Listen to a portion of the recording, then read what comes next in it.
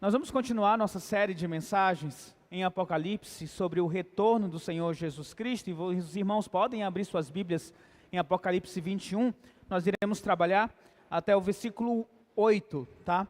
Se você perdeu alguma das nossas mensagens, você pode entrar no nosso canal do YouTube.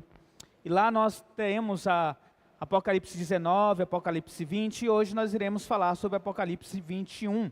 Nós vimos que no retorno de Cristo, todos aqueles que não creem no Senhor Jesus Cristo, juntamente com os inimigos de Jesus, a saber, o anticristo, o falso profeta, eles vão se juntar com os povos das nações para tentar derrotar Jesus. Mas nós vimos isso no capítulo 19 e também no capítulo 20, que nenhum deles consegue mover um dedo contra Jesus, são derrotados. Aliás, o capítulo 19 e o capítulo 20, como nós vemos, nos mostra a relação que este mundo, no contexto geral, tem com os cristãos, ou os seguidores de Cristo. Nós não somos bem-vindos neste mundo, simplesmente porque este mundo não suporta a mensagem do Evangelho que é pregado por Cristo, pela palavra de Cristo, pelas igrejas, por nós cristãos. E para ser sincero, meus irmãos, nós somos indesejáveis neste mundo. E você notou como nós não somos bem-vindos na abertura das Olimpíadas.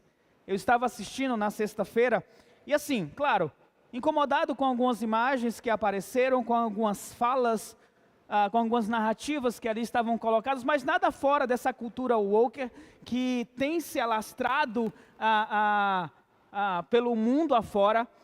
E nós até pretendemos trazer algo aqui para a igreja. Na verdade, de sexta, sábado, eu comecei a ler algo mais dentro desse material, que é uma cultura que é implantada, que promove ideologias que conflitam com os princípios e com os valores da palavra de Deus, que vai contra o nosso Deus soberano, contra a centralidade das escrituras sagradas, contra a doutrina do pecado original, e vem promovendo o feminismo, o homossexualismo, o aborto, a quebra dessa família que nós conhecemos, essa, como alguns dizem, família tradicional, tenta desmantelar os valores que nós temos como a palavra de Deus. Isso está presente em filmes, em séries, em desenhos e muito presente.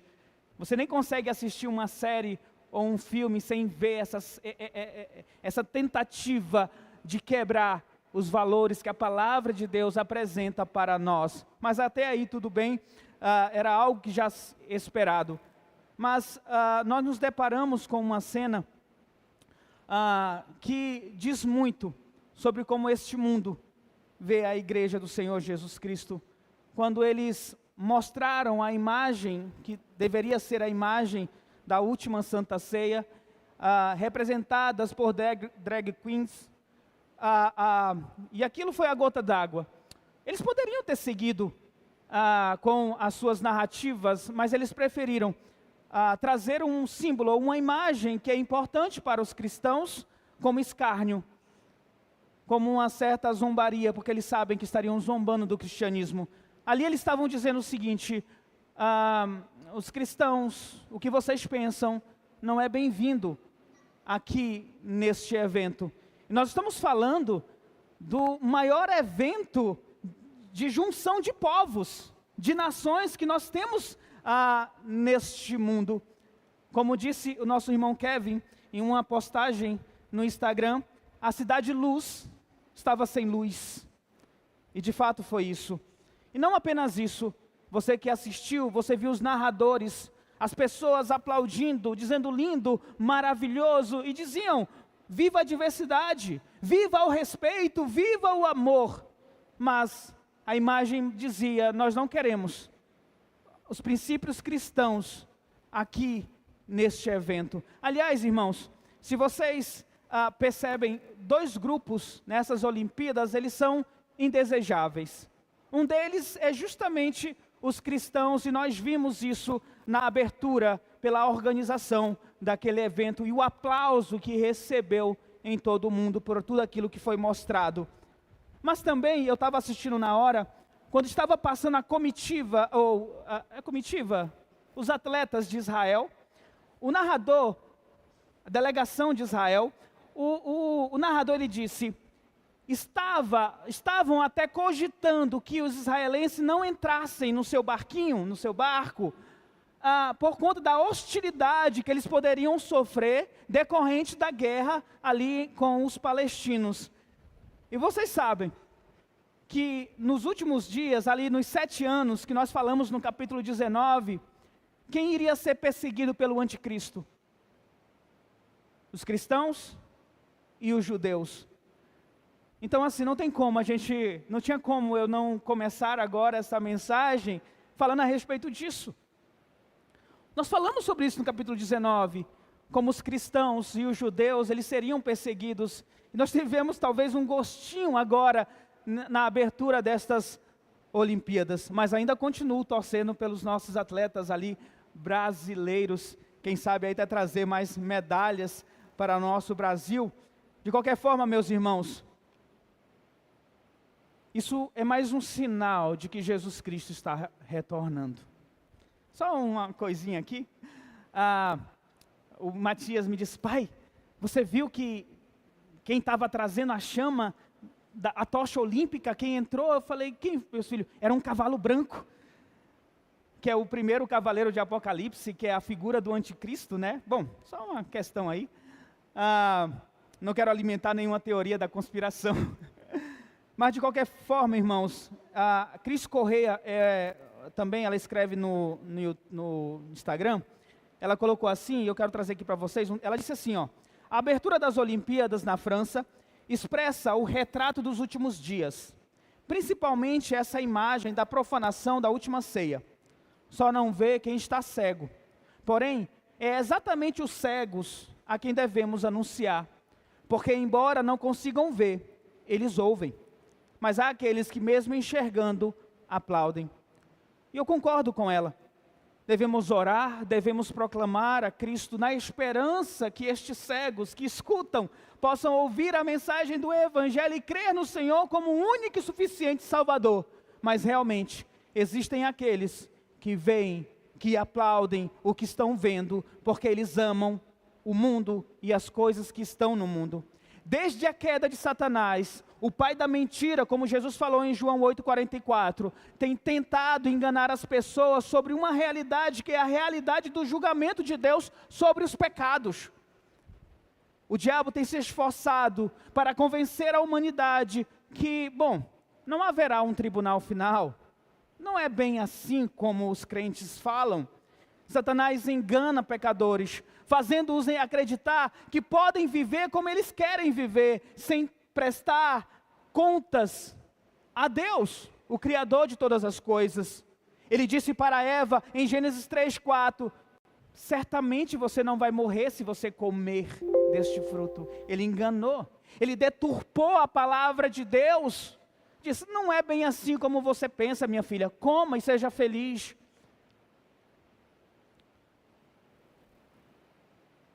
Satanás, ele usa o meio do engano, da negação da existência de um Deus, da negação do retorno do Senhor Jesus Cristo, como nós vimos no capítulo 20, que irá julgar aqueles que não creem em Jesus.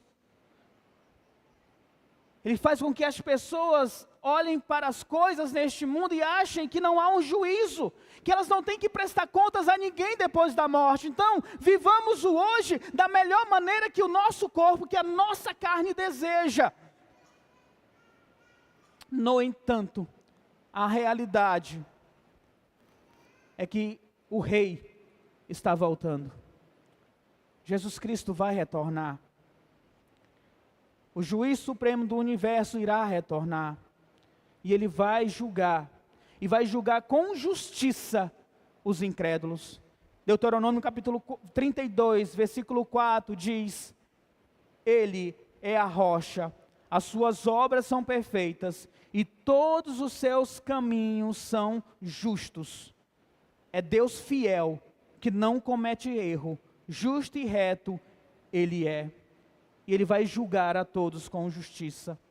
Os povos por não conhecerem a Cristo, podem dizer: eu não quero Deus. E estes povos serão os povos que durante 7 anos, no reino do anticristo, eles vão apoiar o anticristo, irão perseguir os cristãos, irão perseguir os judeus, abraçarão as promessas do anticristo e se juntarão para guerrear contra Jesus. São estes povos que vão ouvir a mensagem de Satanás depois que ele for liberto dos 1000 anos de prisão, como nós vimos no domingo passado no capítulo 20. E vão ouvir esta voz e vão dizer: queremos ser seus soldados, irão guerrear contra Jesus Cristo e os seus santos. Mas o final é apenas um: eles serão derrotados por aquele que já venceu, Jesus Cristo nosso Senhor. E esta palavra, ela é verdade. Não importa o que alguém possa dizer ou sinta a respeito disso, o que está contido aqui dentro é a palavra de Deus. E como ela nos adverte, se você tem ouvido para ouvir, ouça o que o Espírito diz às igrejas. Jesus está voltando. E aqueles que não amam o mundo, preste atenção, aqueles que não amam o mundo, mas amam a vinda do Senhor Jesus Cristo, estes podem se alegrar, como a música que nós cantamos aqui no final, com o novo céus e a nova terra. E esta é a mensagem de hoje. Apocalipse 21, do 1 ao 8, nós vamos ler todo agora.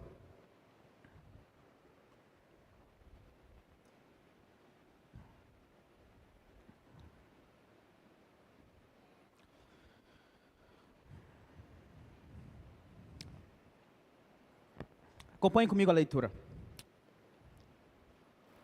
Isso acontece logo depois do finalzinho ali do capítulo 20, onde nós vemos que aqueles que não foram encontrados com os nomes escritos no livro da vida foram jogados no lago de fogo e enxofre.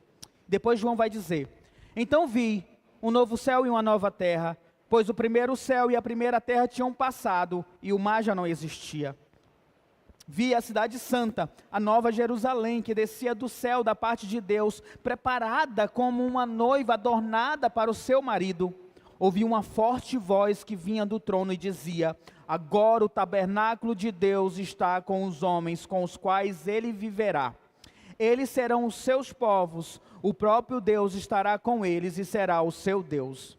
Ele enxugará dos seus olhos toda lágrima, não haverá mais morte, nem tristeza, nem choro, nem dor, pois a antiga ordem já passou.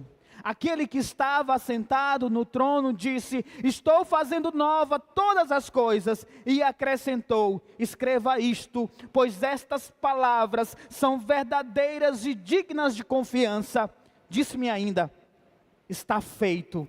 Eu sou o alfa e o ômega, o princípio e o fim. A quem tiver sede, darei de beber gratuitamente da fonte da água da vida. O vencedor herdará tudo isto, e eu serei seu Deus, e ele será meu filho.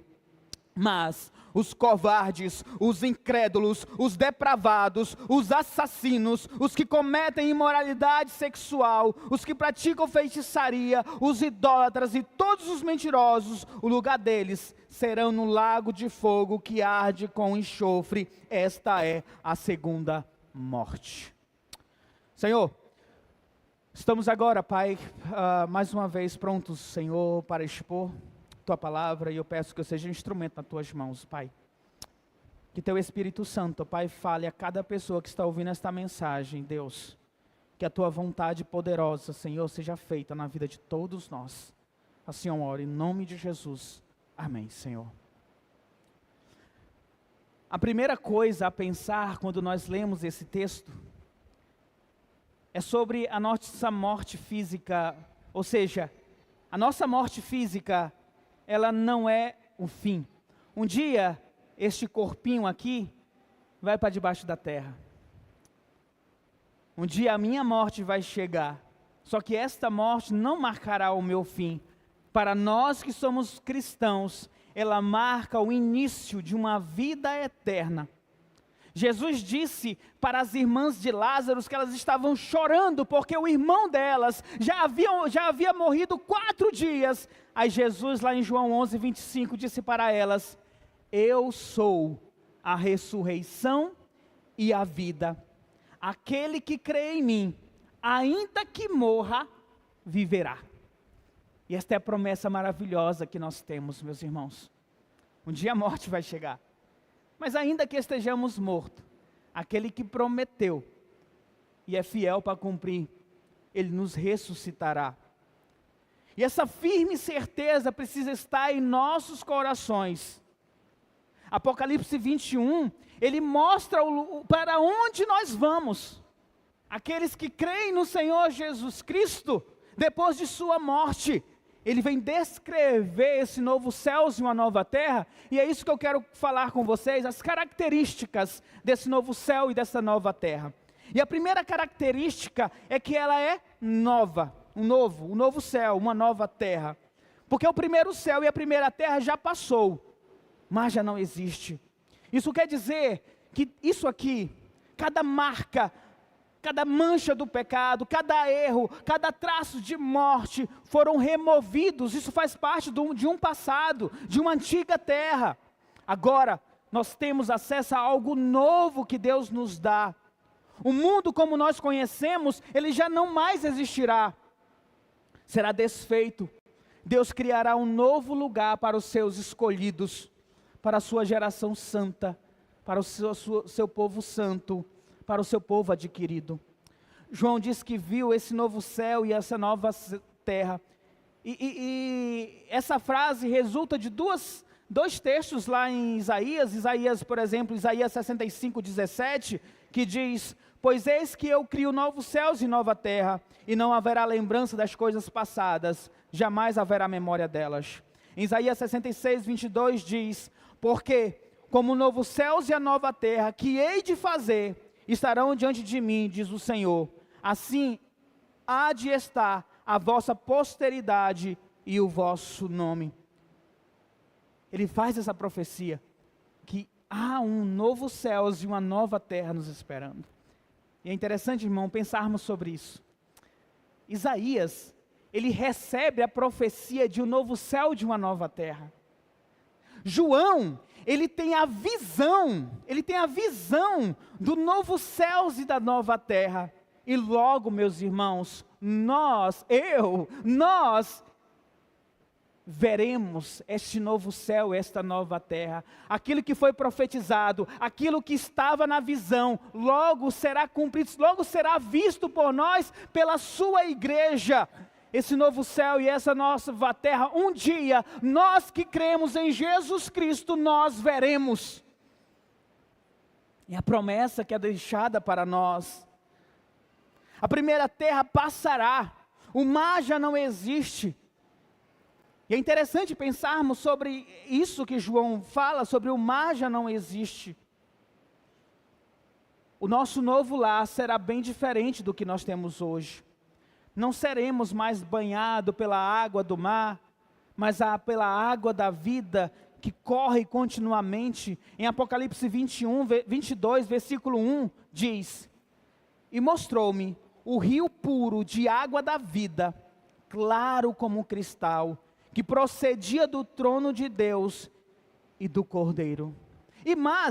Se nós pensarmos que o mar divide nações, divide países, divide pessoas, essa referência de que o mar já não existe, nos mostra que não haverá mais separação entre os povos, entre as pessoas, entre as nações, porque nós seremos o único povo, uma só nação de Deus, reunidos, congregados.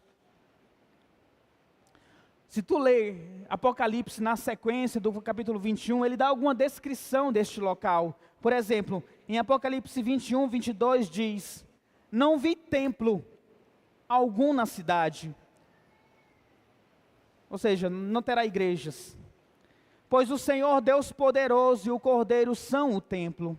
Versículo 23. A cidade não precisa de sol nem de lua para brilharem sobre ela, pois a glória de Deus a ilumina, e o Cordeiro é a sua candeia. As nações andarão em sua luz, e os reis da terra lhe trarão a sua glória. Suas portas jamais se fecharão de dia, pois ali não haverá noite. A segunda característica desse novo céu, dessa nova terra, onde o mar já não existe, é que ela é santa e ela vem de Deus. Ele diz que ele olha e vê uma cidade santa descendo. Ele chama de Nova Jerusalém no versículo 2. Descia do céu e vinha da parte de Deus, preparada como uma noiva adornada para o seu marido. Ela é chamada de santa porque ela é separada para Deus, por Deus, separada de todo o pecado, consagrada a Deus. Descia da parte de Deus, ou seja, era uma cidade perfeita, porque deriva de Deus, para nós, os seus santos, os eleitos. E ela era preparada como uma noiva para o seu esposo. Imagine que ela estava linda.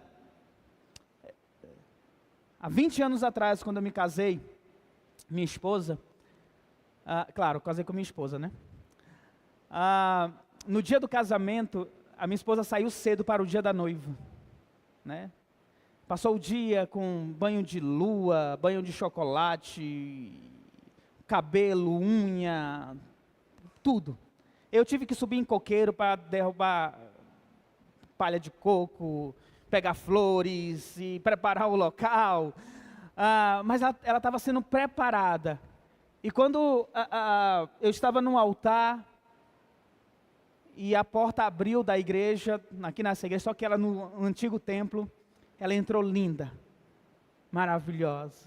Claro que eu não chorei, porque vocês sabem que eu não tenho esse costume. Essa nova Jerusalém, essa cidade santa, está sendo preparada. E aqui na visão de João, ele usa essa metáfora da nova cidade preparada para o povo de Deus. Está sendo linda, preparada para nós. Jesus Cristo, ele diz lá em João: olha, eu vou, mas eu vou preparar o lugar para vocês. Um dia, meus irmãos, nós veremos esta imagem.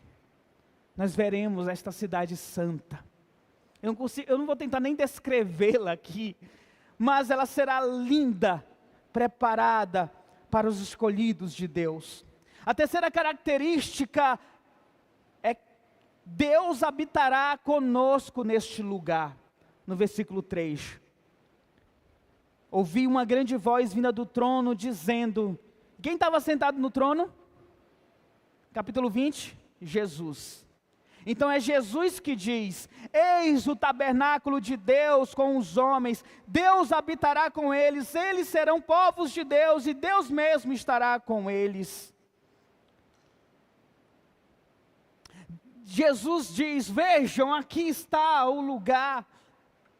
Vejam, preparado para o seu povo, preparado para vocês, povo de Deus, e Deus estará com vocês. Você pode dizer assim: mas pastor, mas Deus está aqui, não é verdade? O senhor prega isso, Deus está conosco, isso é verdade. Mas nós habitamos em um mundo caído, um mundo de pecado e um mundo de morte.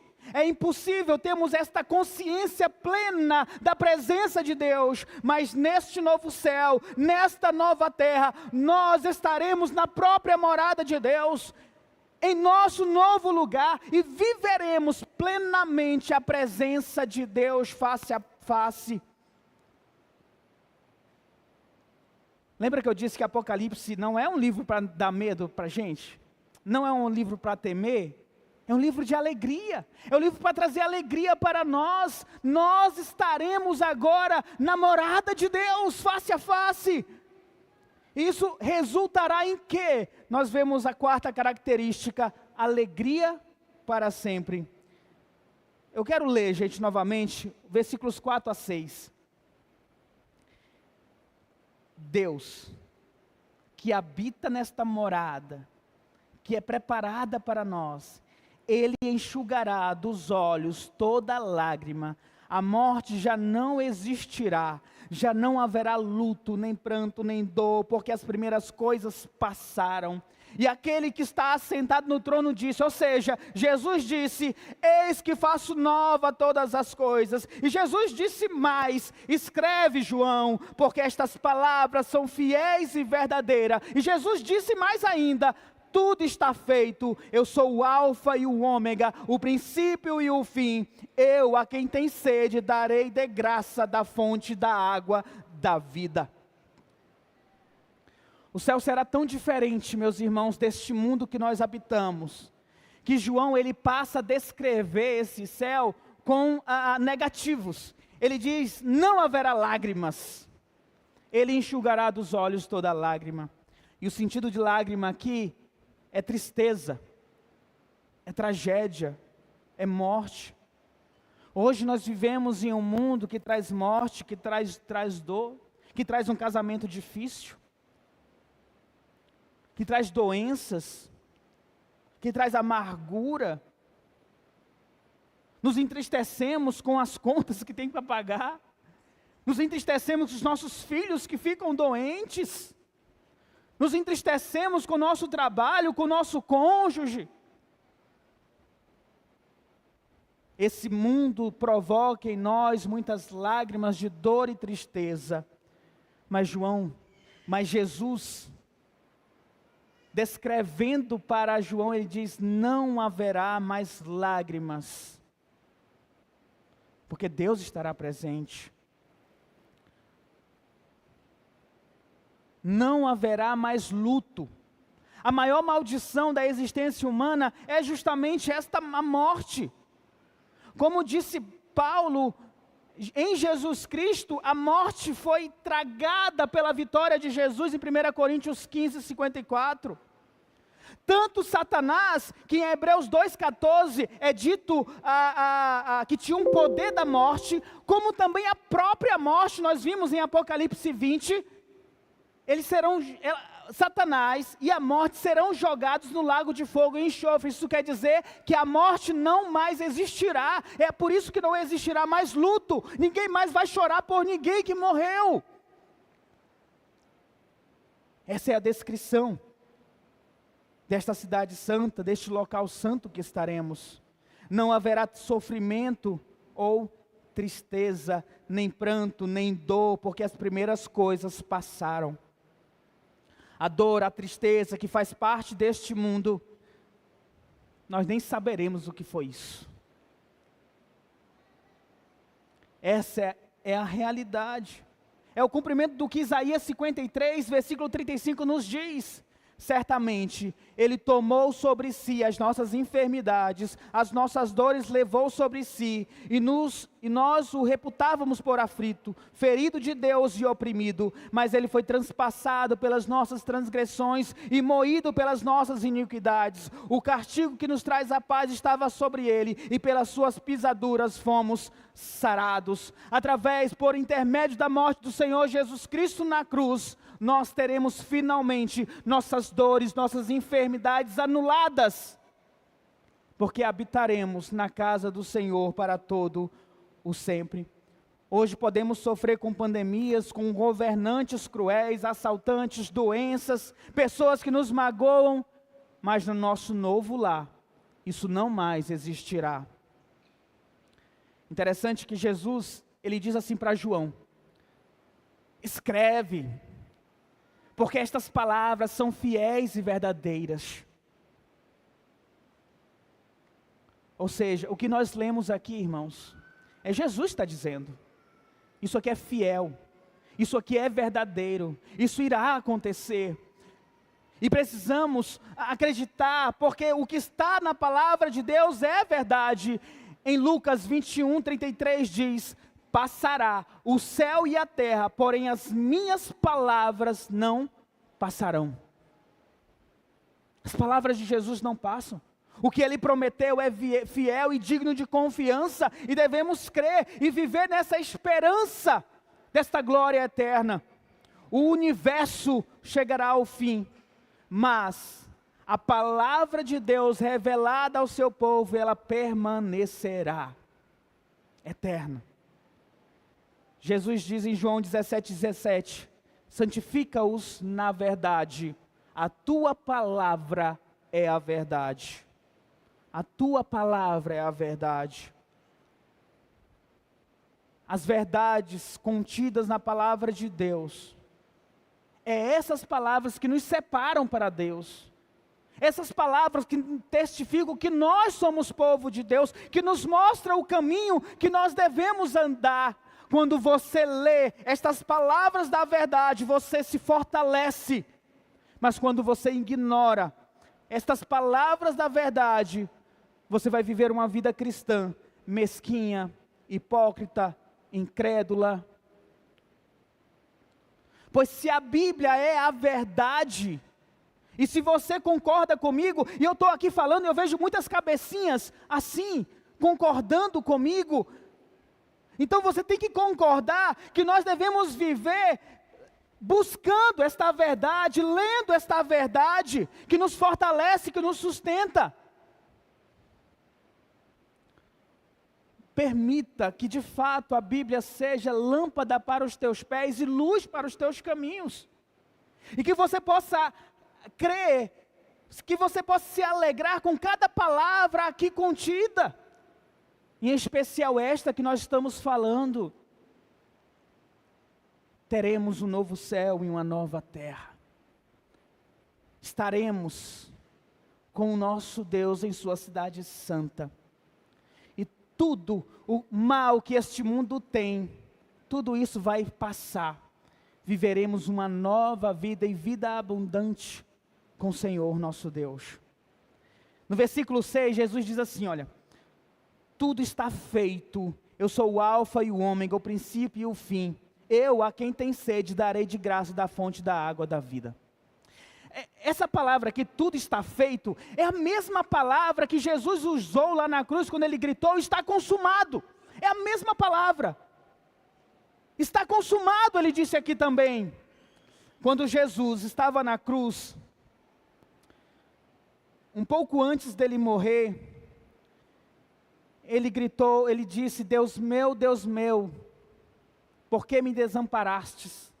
Naquele momento, Jesus recebeu todos os nossos pecados. E por isso Deus se afastou de Jesus, para que Ele pudesse receber todos os nossos pecados na cruz. Quando Ele recebeu todos os nossos pecados, Ele gritou, Ele disse, está feito, está consumado. E Ele morreu. Ou seja, o plano de Deus se cumpriu. Jesus morreu pelos nossos pecados. Mas aqui no versículo 6, ele diz de novo, está consumado, está feito. Todos aqueles que creem no Senhor Jesus Cristo, passaram da morte para a vida. Todos aqueles que creem no Senhor Jesus Cristo, não foram condenados. Todos aqueles que estão no Senhor Jesus Cristo ressuscitaram e agora estão vivendo a vida eterna. Em João 6,37, Jesus diz, todo o que o Pai me der virá a mim, e quem vier a mim eu jamais rejeitarei. Jesus está dizendo, está feito, estão todos aqui. A história da humanidade começa com Deus, termina com Deus. Engana-se você que pensa que tem poder para gerir a sua vida, porque você não tem. Um dia a tua história começou nesta vida, mas um dia a tua história vai terminar. A questão é onde ela vai continuar depois da tua morte aqui na vida. Aonde ela vai continuar? E nós entramos nessa quinta característica, porque ele vai descrever quem está no novo céus e na nova terra. Ele vai dizer, eu a quem tem sede darei de graça da fonte da água da vida. Um cidadão dos céus é descrito como alguém que tem sede por Jesus Cristo. São aqueles que reconhecem a sua necessidade espiritual, que tem fome e sede de justiça, conforme Mateus 5,6. São os que, descritos em Isaías 55,1. A todos vós, os que têm sede, vinde às águas, e vós, os que não tendes dinheiro, vinde comprar e comer, sim, vinde comprar sem dinheiro, sem preço, vinho e leite. O chamado à urgência é: venham para Jesus, venham beber desta água. Quando Jesus estava com a mulher samaritana naquele poço, ele disse para ela: eu tenho uma água para te oferecer. Se você beber desta água, você jamais terá sede. Esta água jorra para a vida eterna. Jesus estava falando dele mesmo. E Jesus, ele vai dizer: João, escreve, João. Escreve essas palavras, que elas são fiéis e verdadeiras.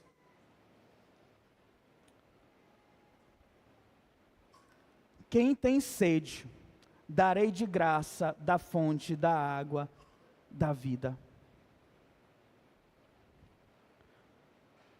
Você tem sede de Deus? Porque essa é a característica dos que estarão no novo céus. Você tem sede do conhecimento, da presença, da palavra de Deus.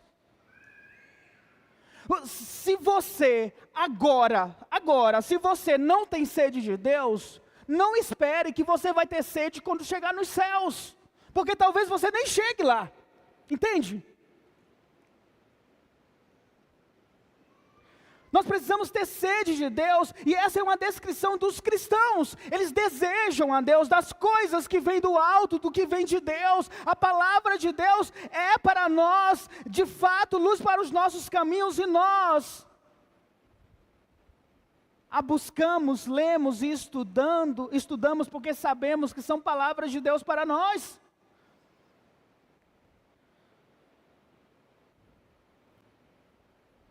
No finalzinho da Bíblia, os últimos versículos, em Apocalipse 22:7, diz: o Espírito e a noiva dizem: vem. E todo aquele que ouvir, diga: vem. Quem tiver sede, venha. E quem quiser, beba de graça da água da vida. E eu digo para você agora, se está te faltando, se você está com sede, venha e beba da água da vida. Deixe Jesus saciar essa tua sede espiritual, essa tua sede de um Salvador. Talvez você esteja sentindo assim, meio frustrado com a vida. Parece que está vazio, falta alguma coisa. Talvez seja o Espírito Santo incomodando o teu espírito, te preparando para que você possa dizer: eu quero beber desta água da vida. Quem bebe desta água é chamado de vencedor. Versículo 7, o vencedor herdará estas coisas, e eu serei Deus, e ele me será filho. O céu pertence aos vencedores.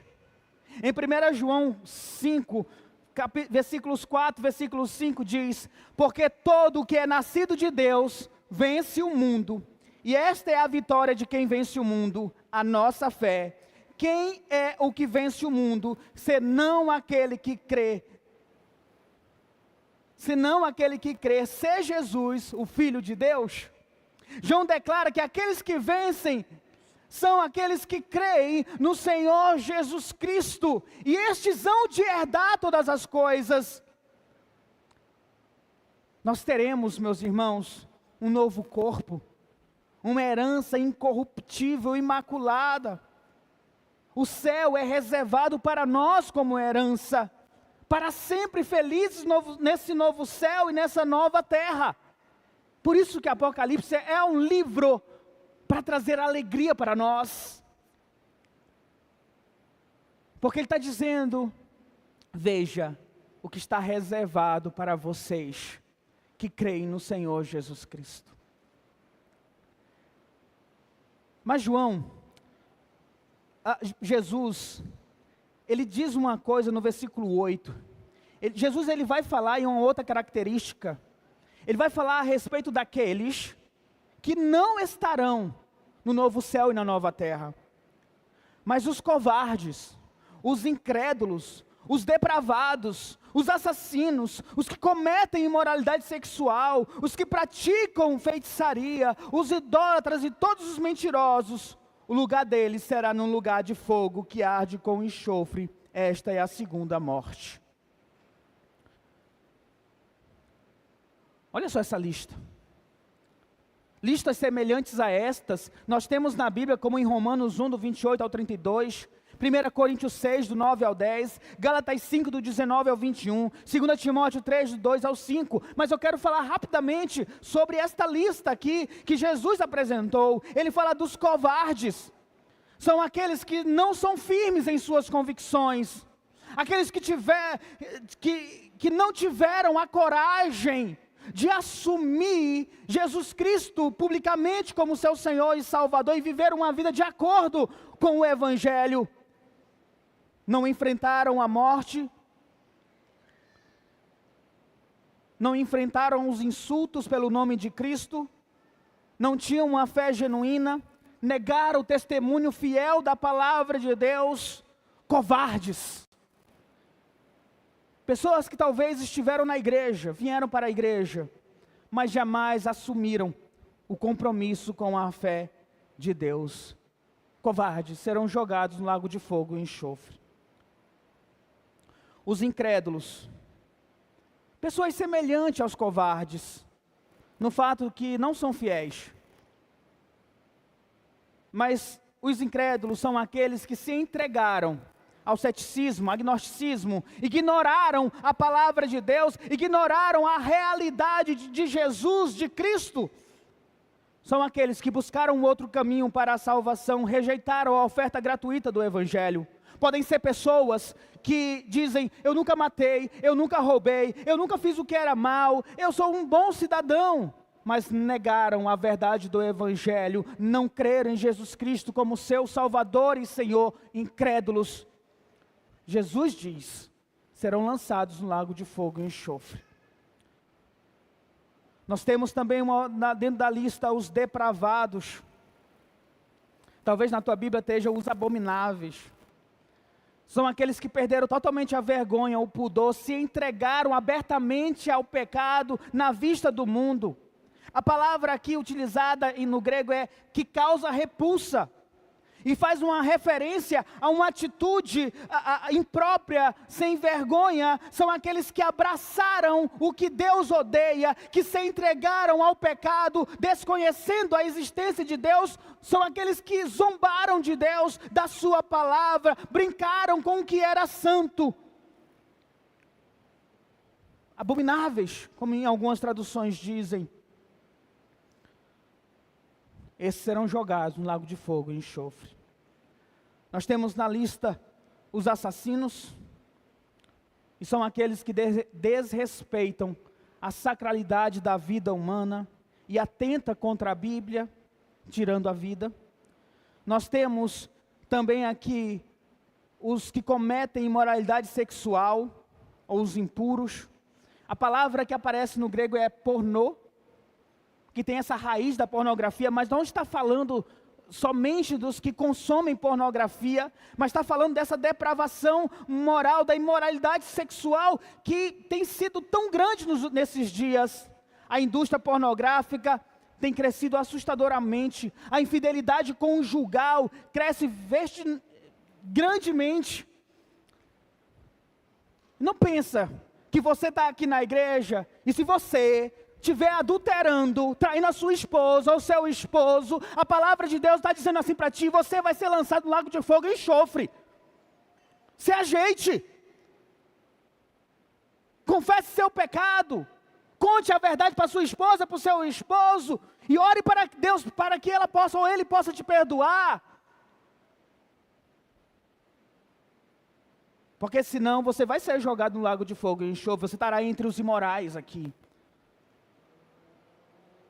Nós vemos adolescentes, jovens, adultos que estão se entregando ao sexo assim, de uma forma banal. O mundo gradualmente tem se afundado assim, nesse pântano de imoralidade sexual, de adultério, de pornografia, de paixões carnais.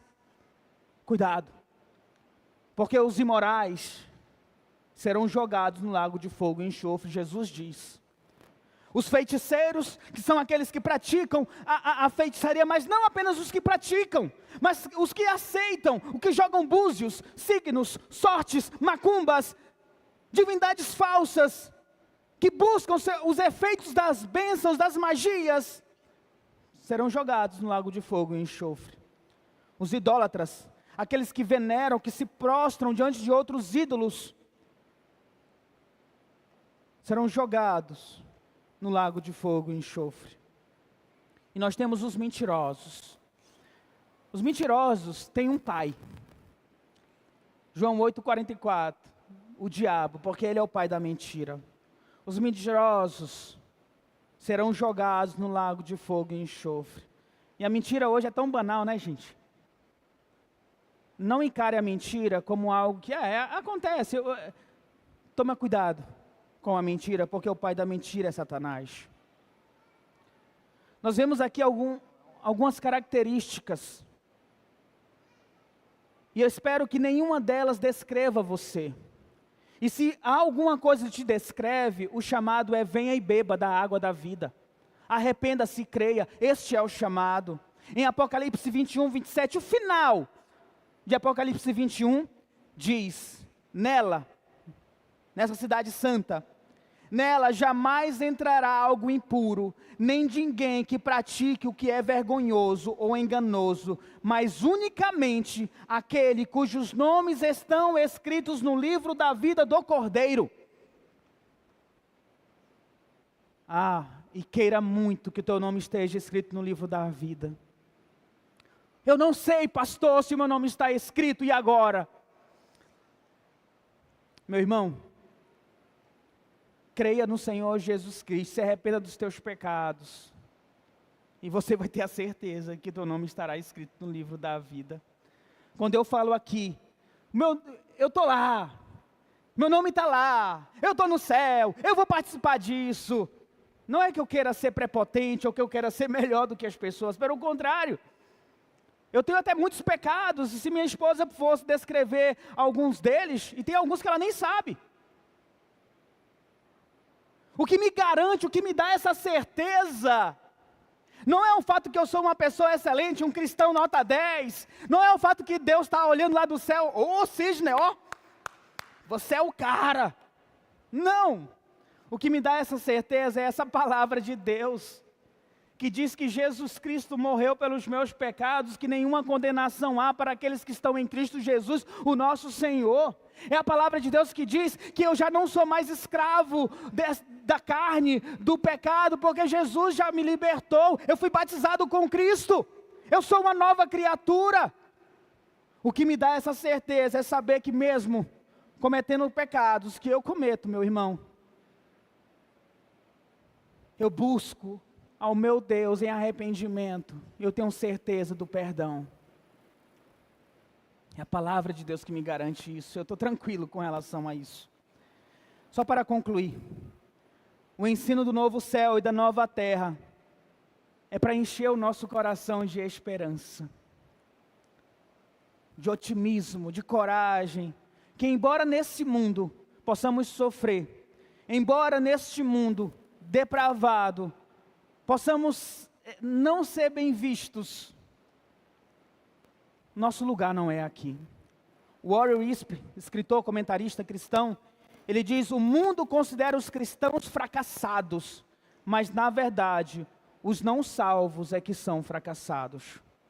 Na longa história da igreja cristã, o povo de Deus, veja bem, o povo, o verdadeiro cristão, ele olha para o céu nessa expectativa: eu vou estar lá.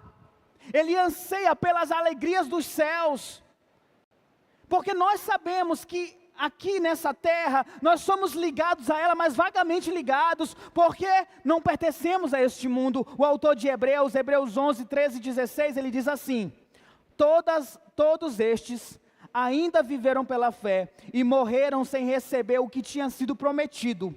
Viram-nas de longe e de longe as saudaram, reconhecendo que eram estrangeiros e peregrinos na terra. Em vez disso, esperavam eles uma pátria melhor, isto é, a pátria celestial. Por essa razão, Deus não se envergonha de ser chamado Deus deles, pois preparou-lhes uma cidade. Está falando aqui sobre os heróis da fé do Antigo Testamento, mas pode se aplicar a nós, como nós também com fé reconhecemos que somos estrangeiros aqui nesta terra, peregrinos nessa terra. Nós esperamos uma pátria melhor, uma pátria celestial, porque Deus nos preparou esta cidade, e a alegria para nós, e que você tenha a alegria nessa pátria celestial, que você tenha a alegria nessas palavras fiéis e verdadeiras do Senhor Jesus Cristo, que possamos dizer como o salmista no Salmo 73, versículos 25 e 26, a quem tenho nos céus senão a ti, e na terra nada mais desejo além de estar junto de ti. O meu corpo e o meu coração poderão fraquejar, mas Deus é a força do meu coração, é a minha herança para sempre. Através dos séculos, irmãos, os nossos irmãos que morreram por esta promessa, a igreja do Senhor Jesus Cristo tem se alegrado nessa promessa futura que habitará na casa do Senhor para todo sempre. Mas na verdade, eu tinha planejado para terminar essa mensagem bem aqui. Mas hoje pela tarde, eu fui imensamente incomodado para trazer o que eu vou trazer agora para vocês. Muitos cristãos hoje não olham para o céu com essa alegria, com essa esperança, nem sequer pensam em dizer: Maranata, vem Senhor Jesus. Muitos cristãos, e talvez você seja um deles, e às vezes eu me encontro aqui nisso, nós nos envolvemos na corrida louca da nossa sociedade, do nosso mundo, da gratificação instantânea, do conforto material, nossos desejos egoístas, que nós nos tornamos mais mundanos. Nós queremos fazer parte da pátria desse mundo, e nos esquecemos da pátria celestial que é destinada para nós. Nós queremos nos alegrar com as coisas que esse mundo pode nos oferecer. Nós nos vibramos com as coisas que esse mundo nos dá.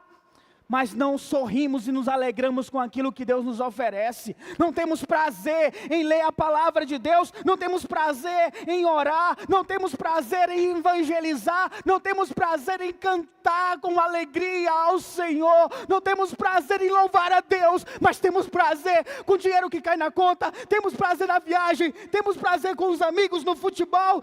Assistir futebol. Temos prazer com tantas coisas. Mas não temos prazer em Deus. E eu falo isso porque eu me coloco aqui também, que muitas vezes eu me vejo perdido com as coisas deste mundo e esqueço que isso aqui não pertence a mim.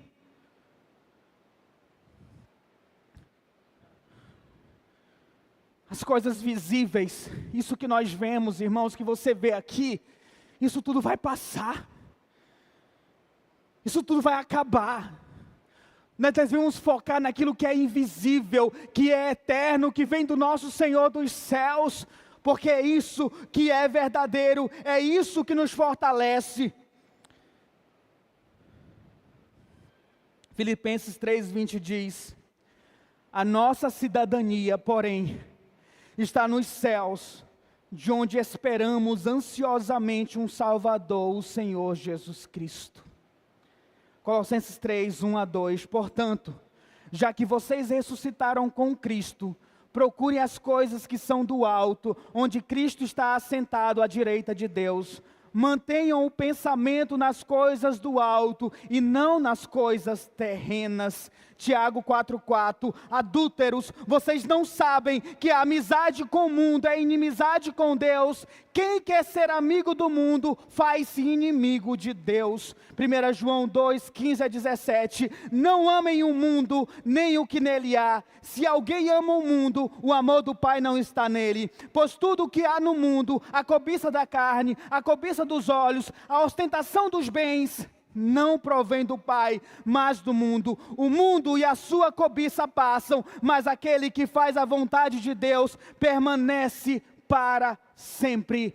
A nossa expectativa, meus irmãos, é do nosso lar celestial. Que você possa dizer todos os dias: Maranata, vem Senhor Jesus. Que você possa dizer para as pessoas que precisam ouvir do Evangelho: Jesus vem. Entrega teu caminho ao Senhor e confia nele. E para concluir, eu quero fazer um convite para você que está ouvindo a voz de Deus falando contigo agora. Talvez o Espírito Santo esteja batendo na tua cabeça dizendo assim: venha, beba da água da vida. Talvez o Espírito esteja dizendo para ti: arrependa dos teus pecados, creia em Jesus. E o meu convite é: não resista. Apenas diga: seja, Senhor, o meu Salvador. Vamos orar. Senhor,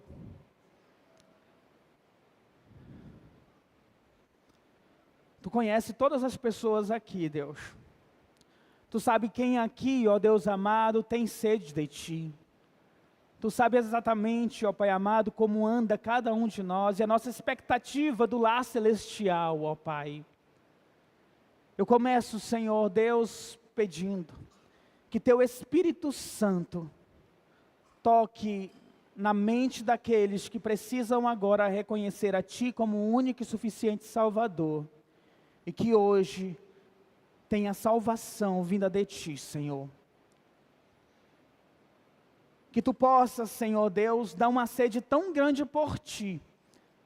As pessoas que necessitam da salvação, que elas não consigam olhar para outro lugar, a não ser para o trono da graça, onde jorra água da vida, Senhor Deus, e possam beber, Senhor Deus amado, se saciar, ó Pai amado, de Ti, ó Deus amado, que haja salvação, ó Pai. E oro também, Senhor, pelos meus irmãos, por nós, ó Pai, que muitas vezes nos perdemos na loucura dos nossos dias, ó Pai, mas não paramos para olhar, ó Deus, para Ti, Senhor Deus, e buscar aquilo que vem do alto, que vem de Ti, Senhor. Perdoa-nos, ó Pai amado, que possamos amar a Ti, Senhor Deus, a Tua vinda, Senhor Deus amado.